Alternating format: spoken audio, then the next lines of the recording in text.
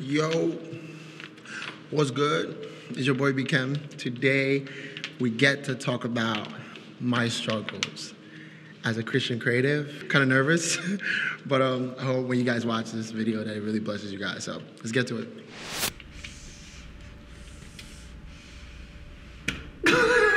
Yo, shout out to Good Vibes Only by I am Brandon Scales.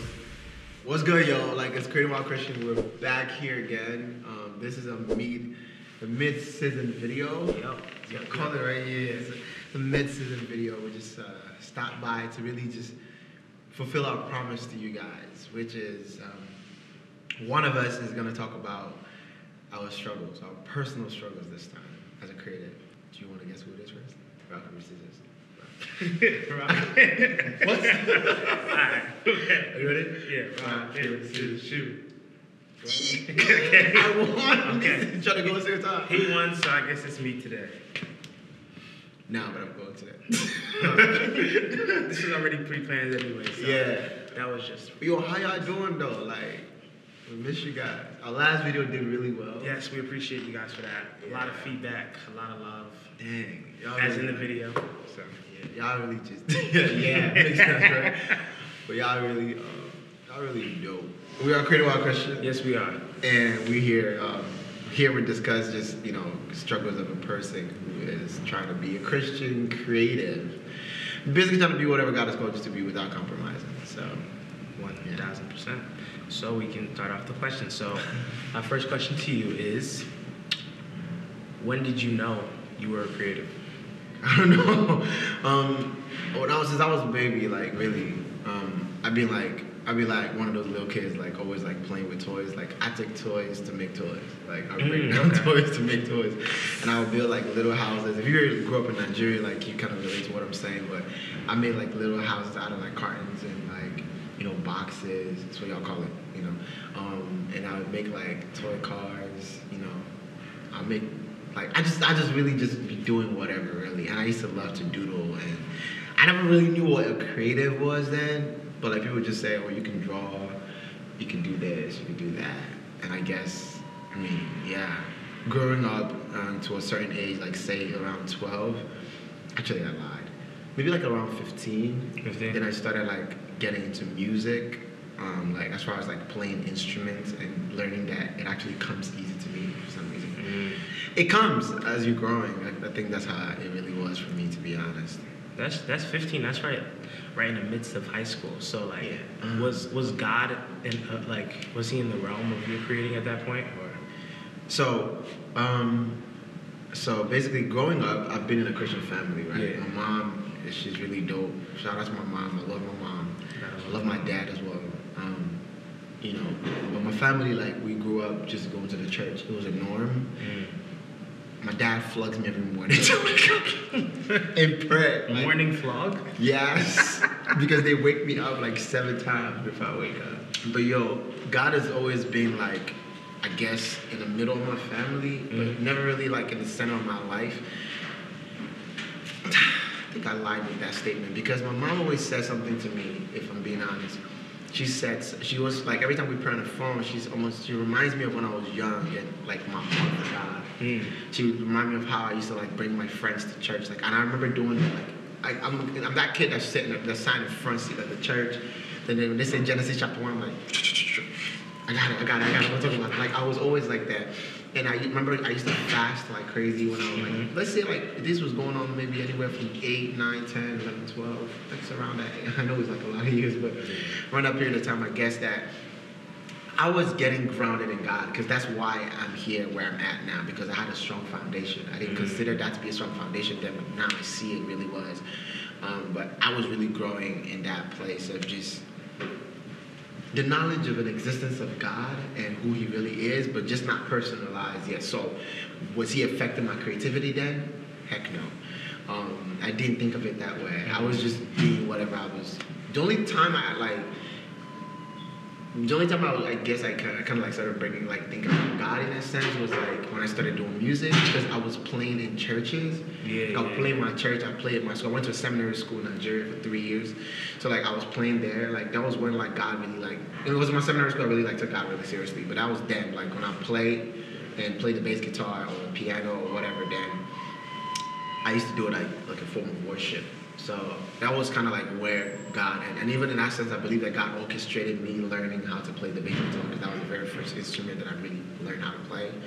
A person, my senior, was graduating from school. He's the bassist of the school. We needed somebody to take over.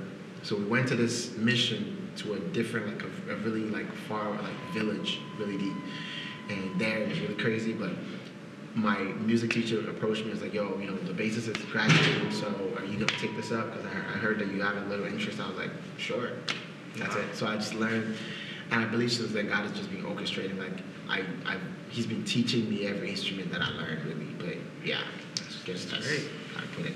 So God played a role in your extending your ability to create musically. Yeah. So touch a little bit on like the struggles that came with that and just your overall struggles with your gift, starting from God's involvement and then just, secular components that obviously play a role. That's what I'm going to talk for 20 minutes. Get this mic away from me. No. It's about to be a good one. They got to know. Yeah, before I actually like step into that, I was going to also talk about God really was helping me because something he just reminded me right now as we were speaking is when he used to show me inventions, like he'd give me inventive ideas. I don't know if that's a word, inventive ideas, but you said innovative, but innovative ideas, inventive, innovative ideas. But like I remember just doodling, like I would actually draw these things. I write out the parts and look at the chemistry and the physics behind these because they were like engineering, like mechanical things, like submarines that I've never really seen them. Maybe they have it now, I don't know. But I used to like have ideas of really crazy stuff, even like human space. I called it the human bird. The human bird. It's like something that like can really help us fly. And if I can find that, we need that. If I can find that, like I think it's still plausible that it could be made. I just don't remember. Like there was a really crazy mechanics to it because I was looking into the way planes flew. Yeah. Like the aerodynamics and all of that. I don't know how I was learning these things at a really young age, but now I think about it, it was really necessary that I said this because God was reminding me that He was showing me those things back then. And just like brought it in my mind to certain things. Struggles. Every day is a struggle. Let's start with that. Start with the fact that I had to set up here. Like I had to do it like twice. I guess I don't know what the biggest struggle is. I don't want to like make that up. But I think one of the things I struggled mostly with was just accepting what it was God wanted me to do. That's a big one. I felt like as a person gifted in so many different ways. Like people always see me and give me all this compliment. I didn't know how to take it because I go back inside and I'm crying to God like, what is it you really want me to do? Everybody talking about I'm gonna be a pastor because of the way I talk about God. I'm very passionate.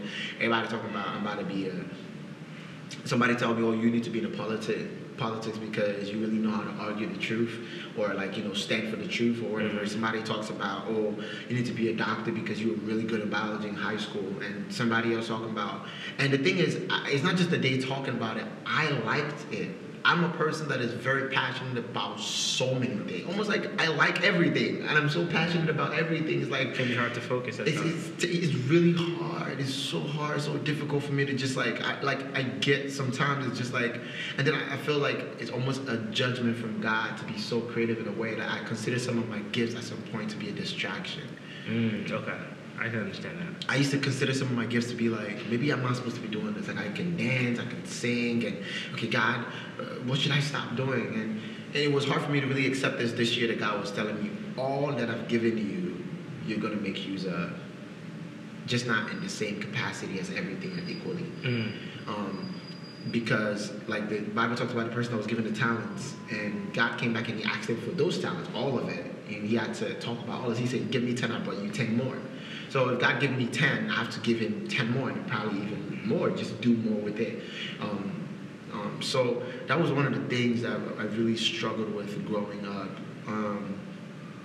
Music was a big one. So I remember growing up in Nigeria before I graduated my seminary school. I had a whole album Like I was writing songs back then. People really knew me in school. Everybody thought like you was about to graduate and blow. I thought the same too. I didn't know God had a plan for me to come to America. Here I am. I remember when I graduated, I really went to the studio and recorded these albums. Like what happened? What happened to the tapes? America happened, and God's like, you're coming to America, so you have to put all that aside. Dang, lost music. Yeah, it's not really lost. It's still there, but it was just funny because I'm gonna say this here, and I love my dad, but I remember my dad clearly saying this to me: "Stop doing music. When you go to America, I want you to focus on school." That was a struggle for me. My parents not believing. I don't want to say not believing, but they were protective of me. I remember my mom would not want me to go, because I used to play in different churches every Sunday, like sometimes 3 different churches when I graduated high school. Mm-hmm. And I would come back, I would leave like 9 a.m., come back at like 11 p.m. And she's like, stop, like you're going to get shot, because Nigeria's really, I lived in like, Nigeria's like mixture of hood and city where I live. It's like there's no safe place. Look at the news now, what's going on there. Yeah. And my mom, you know, she was really scared for that. Like, you can't be doing this. Like, you're going out too late, coming back. I mean, too early, coming back too late. And some people even think I'm backsliding because, like, you're working too hard and you still spend the time with God, kind of thing. My dad said specifically, when you come to America, when you go to America, I want you to put music aside and focus on school. I was like, how do you expect me to do that? I had, for 2 years, I think a year and a half in America, I had what they call a writer's block. I did not, I condemned myself. That statement that my father said to me blocked me from writing music. Like, I would think, it was almost like I thought God took it away from me. Based on what your father said. Exactly, because now I would pick up a pen and a paper to write, and I couldn't write. It was just hard. It was so difficult. It's so crazy that now I think about that I'm about to release a song. And I'm writing so many songs, it's crazy to understand that then it was just a perspective of understanding where my gift was coming from. Then I thought it was about me, which I guess why God didn't want me to put that out there, because I thought it was about I'm a good writer or this, that, and the third, and everybody said I'm about to blow, so I'm about to listen to them and do what they said. But now it's a different perspective. So there's definitely like a struggle with that was a struggle for me to understand that my gift was from God. Okay. So just another question off of what you said. What would you tell to one of our viewers or anyone out there who may see this video who has struggles with their gift in the terms of not support from their parents or just overall pushback that they're struggling with, like just really understanding, is this for me? Like, why are the people who are supposed to support me not giving me the support if this gift is from God? First thing I'm gonna say, drink some water. Second, first I'm gonna say for real, we need to anchor in God. Very important to anchor on your source. It took me a hard time to learn this. It's not about the gift, it's about the gifter, the person who's given the gift. It's not about the gift. So that helped me sometimes to even lay aside my gifting just so I could learn about who God is for me. That's number one. With doing that, I developed, or God developed in me a boldness to continue walking in my. I remember the day I wrote a song again, like years later. I think this was like 2 years ago, bruh. It came and I was like, yo, this is a shock. It was like, it was like coming, and I was like writing it so cool. I was cooking and writing on my phone, and it was so crazy because I'm like, God, that is crazy that I thought I had a writer's block, but never. That's just an illusion. There's no writer's block. Everything I'm writing is coming from God. So I think it's first understanding that we need to learn to anchor ourselves about God, to God, because it's not about our gift. It's really about God. And everything that God has called us to do is more interested in our heart than anything. And then secondly, being able to learn more about God. The more I learned about God, the more I had boldness. That even up to today, my dad is not fully for the whole go do music. But regardless of what they say, what my dad says now, like, it doesn't matter. My mom really does approve of what I do now, but I still know that they still wish I go to school and finish up and graduate with, like, you know, masters and all of this. But it's like, it's not for everybody. School is not for everybody. It's not even about like not for everybody. Just like it's not where I'm at right now with God. Yeah. With the circumstances and everything around me is putting me on one direction, and that's what I'm focused on right now. Especially if the gift that the Lord has given you, it doesn't require that schooling. Like, if it's not in His plan, it's not in His plan. To be honest with you guys, like, there's so many struggles I have, and the fact is that we are a mess because of sin in itself. Like, gifts are perverted in a sense. Not the gifts are perverted, but the way we steward the gift is perverted. I overanalyze. I'm very critical. If I didn't mention this, I would like mention it like any struggle, but I'm so critical and very analytical about myself, about what I do. I'm my number one critic, and a lot of times I had to grow, and I'm still growing at this. Like, I would never like learn to love what I do or the art that I produce. I'm just waiting for somebody to affirm it. And I think it really stems from, like, just the idea of parents, like the ones that we need to be there, not being there. So I'm like looking for affirmation from other people, that I would make a video and I think it's trash, and then somebody's like, yo, that video is so dope. Half the videos y'all see and tell me so dope, I think it's trash. I'm telling you the truth. But that's just that right there. And God would like continue to teach me to just learn to seek affirmation from Him, not from everybody. So the idea of being critical and analytical is all about self. I had to die to that. I'm still learning to die to that. It's literally a long journey. It doesn't stop.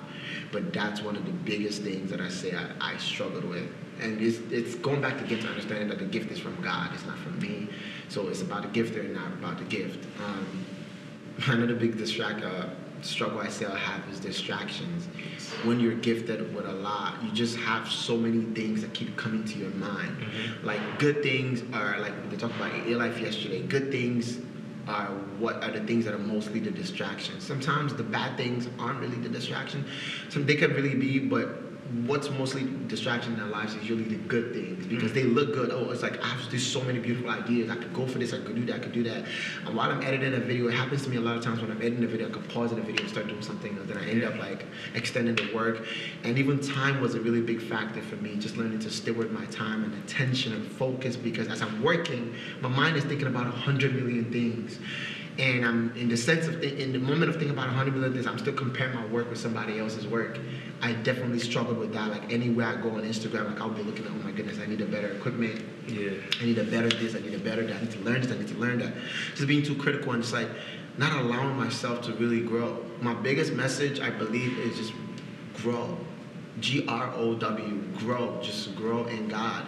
Like, growing takes time. In any shape, factor, or whatever it is. Like, if you're trying to develop a gift or just find out, like, there's no finding out who God wants you to be. You're you. You're just discovering more about God. And your confidence in who God has just made you. God has made you to be something. And as you just grow, you figure that out. Sometimes I spend a lot of time trying to figure out what God called me to be. And that's just like Jesus. So, last thing for the viewers to kind of meditate on. You talked about growth and growing. In your experiences with the Lord and just how He's led you to this point, what would you say is the biggest lesson that He's helped you learn, that's helped you continuously grow to this point and just in the future beyond it? It's not about me. It's not. That's it. That's really it. It's not about me. The gift is not about me. It's not for me to. A tree doesn't eat from itself. Okay. It's not for me to eat for myself. I only eat from God. My goal is, I don't even know. But I just say my favorite verse is John 14:12. Okay. It became it now recently.